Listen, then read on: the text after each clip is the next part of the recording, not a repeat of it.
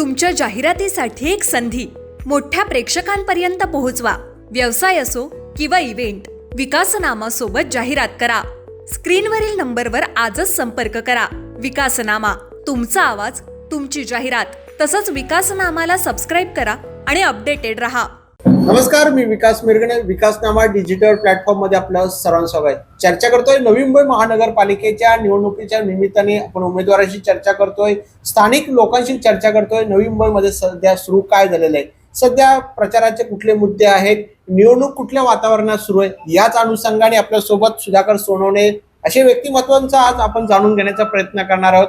माजी महापौर होते आणि एक चेहरा, दलित चेहरा म्हणून त्यांच्याकडे पाहिला जातो आणि समाजाला न्याय दिला पाहिजे. बाबासाहेब आंबेडकरांच्या तत्वावर चालणारा हा नेता पुन्हा एकदा निवडणुकीनिमित्ताने आपल्याशी चर्चा करतोय. सर, चौथ्यांदा तुम्ही सभागृहात जाण्याची तयारी करतायत. यावेळची निवडणूक कशी आहे, कसं पाहताय? दरवेळेला तुम्ही अपक्ष असतात, यावेळेला मात्र तुम्ही भाजपच्या चिन्हावर लढवतायत, तुमच्या मिसेस सुद्धा चिन्हावर लढवतायत. ते कसं आहे की सभागृहामध्ये जातोय ही काही विशेष गोष्ट नाहीये.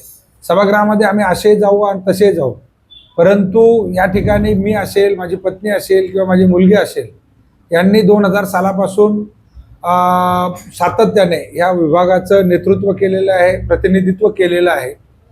परंतु आजच असं काय घडलं की ज्याच्यामध्ये आपल्याला कमळ निशाणे आणि भाजपाच्या या ठिकाणी उमेदवारीवर लढावं लागतंय.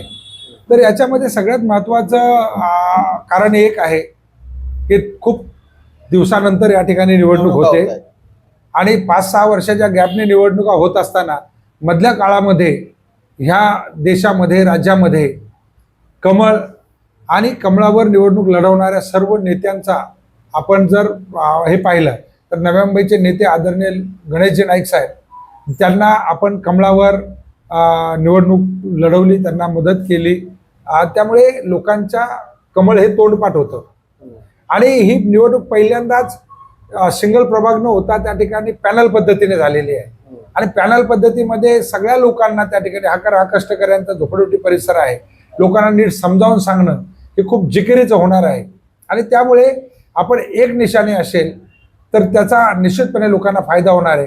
आत्ताच वर्षभरापूर्वी आपण निवडणूक त्या ठिकाणी लढवली, त्यावेळेस आपण कमळ ह्या निशाणीवर लोकांना आमदारकीला मत दिलेलं आहे.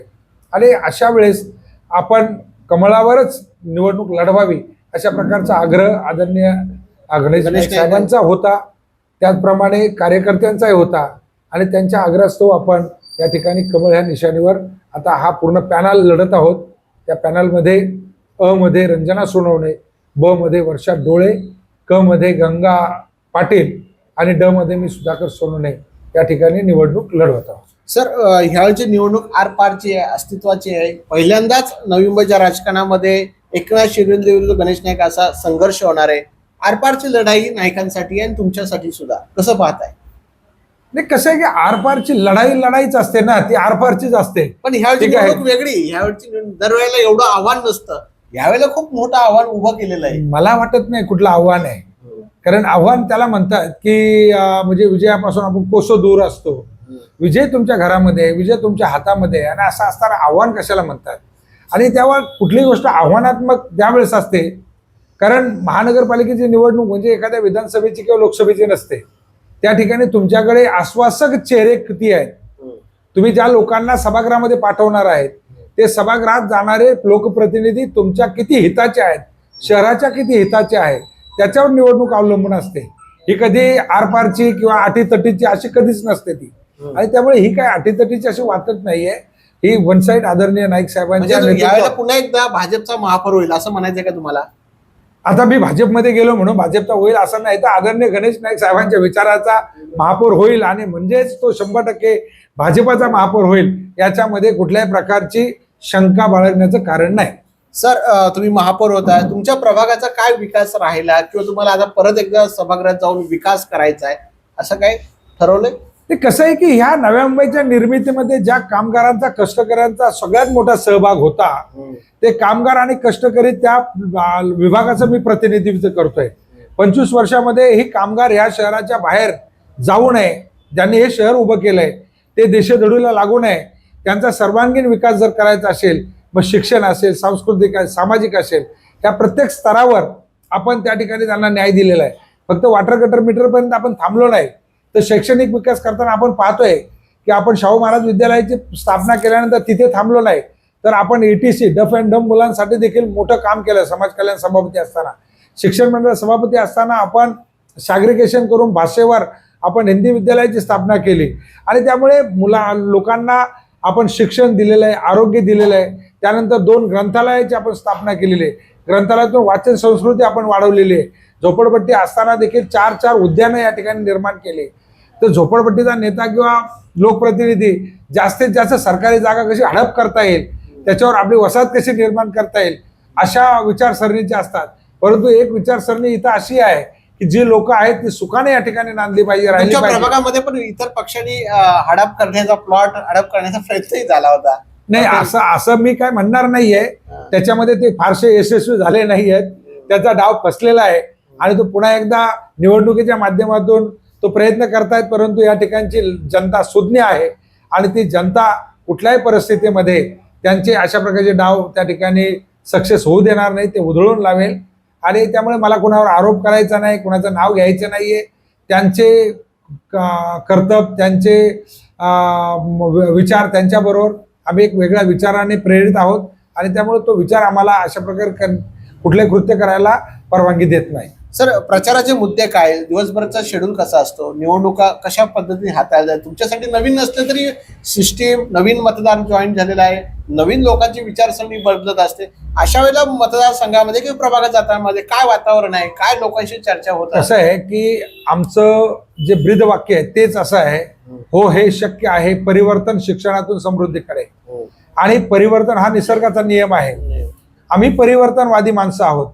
आम्ही विचारवंत लोकांच्या याच्यामध्ये काम करणारे लोक आहोत आणि त्यामुळे सुरुवातीच्या काळामध्ये आमच्या समोर प्रश्न होते ना की आमचं झोपडं पक्क कसं होईल, आमच्या झोपड्याला पाणी कसं मिळेल, त्या ठिकाणी गटर कशी राहील.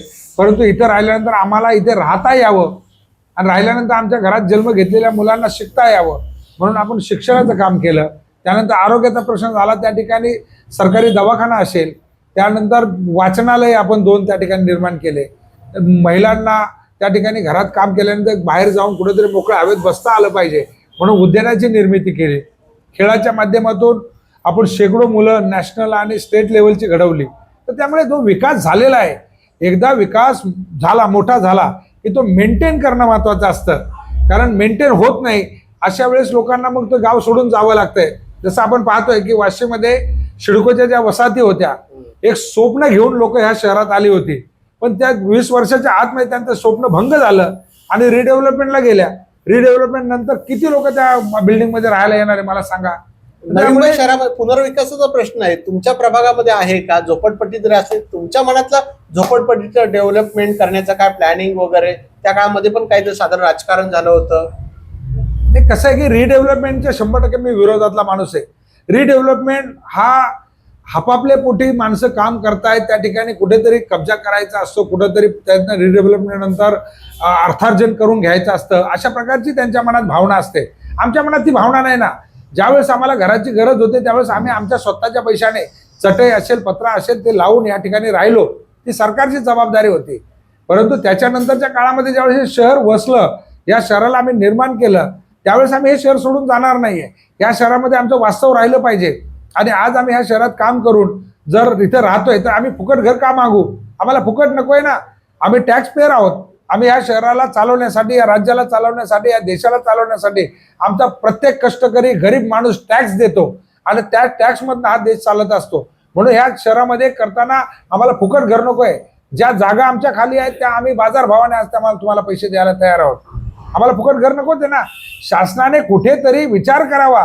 एखादं शहर आपण एवढं सुंदर प्लॅन केलं होतं आणि प्लॅन सिटी म्हणून नवी मुंबई पाहिलं जात होतं, ती अनप्लॅन पद्धतीने या ठिकाणी तुम्हाला डेव्हलप करताना रिडेव्हलपमेंटच्या नावाखाली लोकांची भूलथापा करून आपण फसवणूक करतोय आणि त्या गोष्टीला माझा कधी विरोध होता, विरोध आहे, विरोध राहणार. अनेक वर्ष पालिका स्थापनेपासून ते आतापर्यंत नायकांच्या हाती एका हाती सत्ता दिली.